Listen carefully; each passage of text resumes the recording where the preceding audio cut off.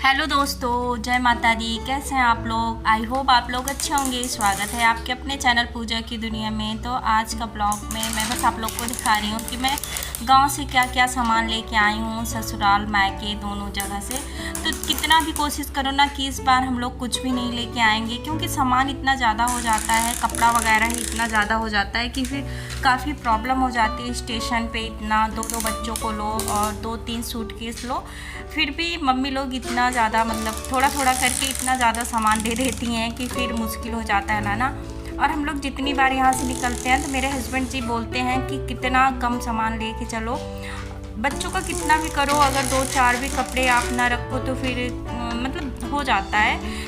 ये कहते हैं हमेशा यहाँ का कपड़ा यहाँ रखा करो, वहाँ का कपड़ा वहाँ रखा करो, लेकिन नया कपड़ा लेके आना जाना हो ही जाता है चाहे जितना मना करें। और हम 4 लोग होते हैं तो 1 से 2 सूटकेस तो होना ही होना होता है।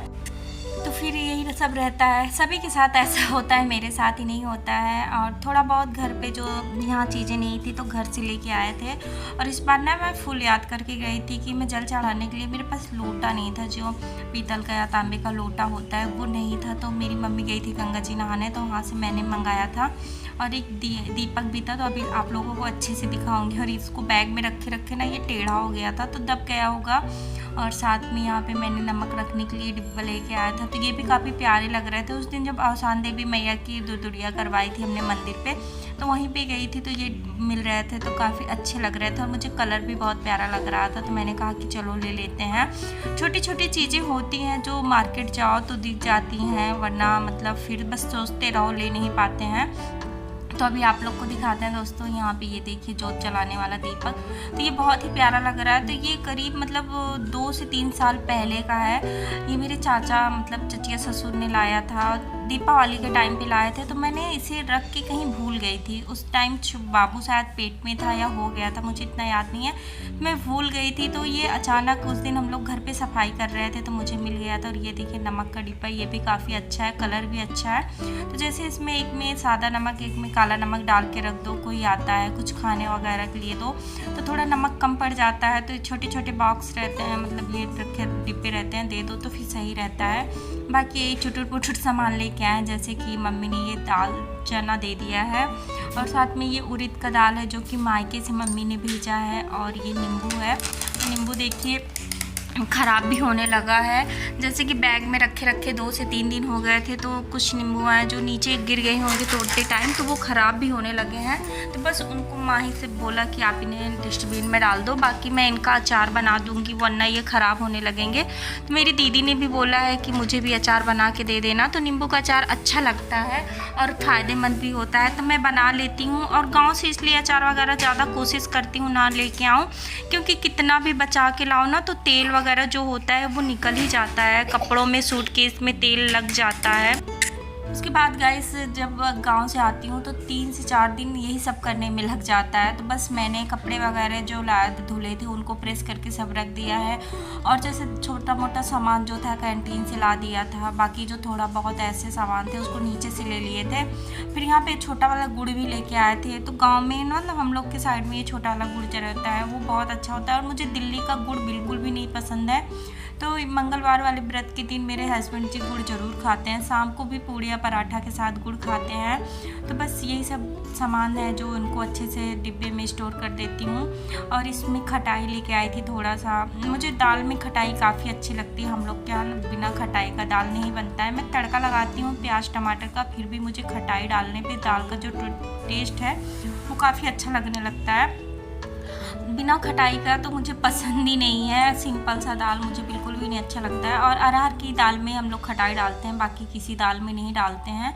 तो घर की चीज़ें जो होती हैं ना, वो घर की चीज़ें हैं। जितनी भी मतलब मार्केट से कितना भी लो, लेकिन जो घर की चीज़ों में स्वाद होता है वो बाहर की चीज़ों में नहीं होता है। तो बस ये डिब्बे में सारे दाल वगैरह रख लेती हूँ। और दाल लेके आई हूँ तो मैं किसी दिन फरा बनाऊँगी। मेरे हस्बैंड जी को फरा बहुत पसंद है। उस दिन गाँव में मतलब आने से एक दिन पहले दीदी ने बनाया था। मैंने वीडियो तो नहीं बना पाया था, पर दीदी ने बना के इनको खिलाया था। और मेरी छोटी वाली ननद है ना, वो ये सब चीज़ बना देती हैं। मैं कितना नाश्ता वगैरह बनाती हूँ, लेकिन कुछ चीज़ें ऐसी हैं जो मुझे बनाने का पता नहीं क्यों मन ही नहीं करता है। जैसे दल कुचवा हुआ और ये फरा हुआ, ये सब पता नहीं क्यों मेरा मन नहीं करता जल्दी बनाने का। और मेरे हस्बैंड जी को बहुत पसंद।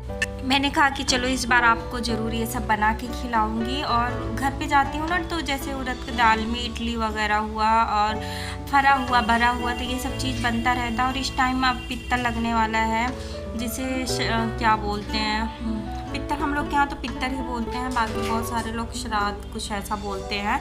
तो वो लगने वाला है 2-4 दिन बाद। तो उसमें भी बड़ा वगैरह बनता है जो हमारे पितरों को चढ़ता है, तो वही सब बनाना पड़ेगा। तो मैं लेके आई हूँ, उसमें भी यूज हो जाएगा।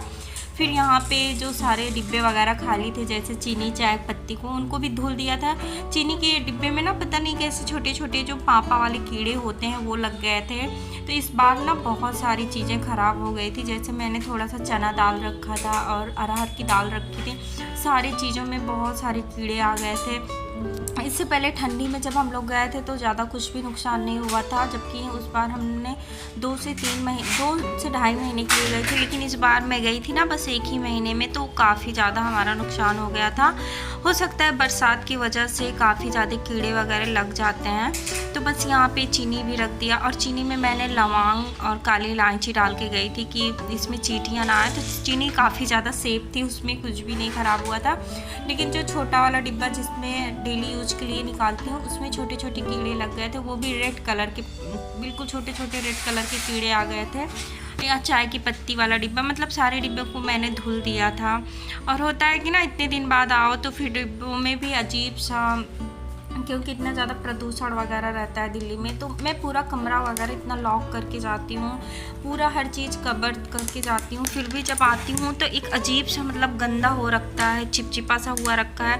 फिर बिल्कुल मन नहीं मानता है। तो 1 से 2 दिन तो इन्हीं में चीज़ों में टाइम निकल जाता है। किचन तो सबसे पहले साफ़ करना पड़ता है, क्योंकि खाना तो बनाना ही है। बिना खाना का काम नहीं चलेगा। बाकी जो चीज़ें हैं वो साफ़ होती रहती हैं, लेकिन किचन सबसे पहले साफ़ कर लेते हैं। तो गाइस फिर उसके बाद आ गई थी, दूसरे कामों में लग गई थी, क्योंकि हम हाउसवाइफ को कई सारी चीज़ मैनेज करने पड़ते हैं। जैसे कि बच्चों की पढ़ाई, बच्चों का देखभाल और घर के काम, किचन के काम। तो इनके पापा भी आ गए थे, पर माँ ही परेशान थी कि मम्मा कल मेरा प्रोजेक्ट है। और बच्चों के स्कूल में आजकल तो ऐसा होता है कि बच्चों को कम पढ़ना पड़ता है, मम्मी पापा को ज़्यादा पढ़ना पड़ता है। तो बस यहाँ पे मैम ने बहुत सारे प्रोजेक्ट बनाने के लिए दे दिए थे, जैसे कि फ्रूट्स के पूरे ट्री वगैरह थे, बनाना के, एप्पल के, मैंगो के। तो बस उनको समझाना था कि उनके रूट और फ्रूट, फ्लावर सभी के बारे में। और अच्छा एक चीज़ मैं देखती हूँ, अब ऐसा होता है ना कि सारी चीज़ें जितनी भी एक्टिविटी होती हैं बस स्कूल से मैम लोग दे देती हैं। सारी मेहनत मम्मा लोगों को करनी पड़ती है, उनको ही सारी चीज़ें बतानी पड़ती है, सिखानी पड़ती है। और मुझे इसमें लगभग 1 से 2 घंटे लग गया था, क्योंकि पूरे फेस्टिवल के बारे में बताना था।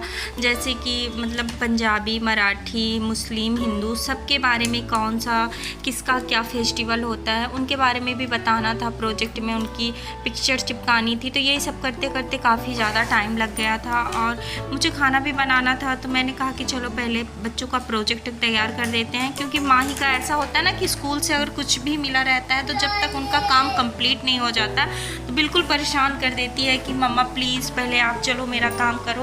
और अगर उनके पापा भी करते हैं तो उसका मन नहीं मानता है, वो कहती है कि नहीं मम्मा चलो आप प्रोजेक्ट बनाओ, आप अच्छे से बनाती हो। तो बस ये प्रिंट आउट निकलवा दिए थे, उसके बाद मैं बनाने लगी थी। तो शाम का टाइम कैसे निकल जाता है कुछ पता भी नहीं चलता है। बस थोड़े बहुत काम करते रहो। और जब गांव से हम लोग आते हैं तो मन वैसे भी नहीं लगता है। तो ठीक है, इन्हीं सब चीज़ों में बिल्कुल भी टाइम का पता नहीं चलता है।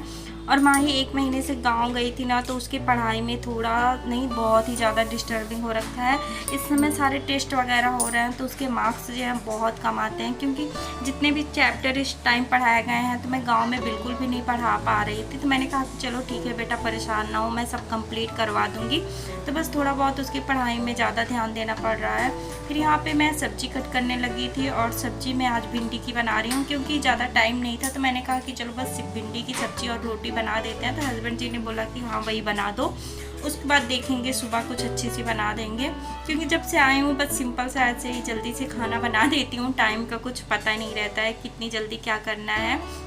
तो यहाँ पे भिंडी बस कट कर ली हूँ, उसके बाद थोड़ा सा लहसुन और प्याज कट करके सब्जी में तड़का लगा देती हूँ। और गैस यहाँ पे बस अभी रोटियाँ बनाने लगी हूँ। रोटियाँ बना के जल्दी से सबको खाना निकाल देती हूँ, क्योंकि टाइम भी हो रहा है, बच्चों को सुलाना भी है, वरना सुबह स्कूल जाने में देर हो जाती है। फिर गैस ये पे आज करते हैं हम अपने वीडियो का एंड। आई होप हमारा वीडियो आप लोग को पसंद आया होगा, अच्छा लगा होगा तो लाइक कर दीजिएगा, और हमारे चैनल पे नए आए हो तो प्लीज़ चैनल को सब्सक्राइब कर लीजिएगा। और प्लीज़ दोस्तों आप लोग अपना सपोर्ट दीजिए, मेरे चैनल पे नए हो तो प्लीज़ चैनल को सब्सक्राइब करके ही जाइएगा। बिना आप लोग के सपोर्ट के हम लोग थोड़ा सा भी आगे नहीं बढ़ सकते हैं। तो प्लीज़ प्लीज़ अपना सपोर्ट करिए। बाय, मिलते हैं नेक्स्ट वीडियो में।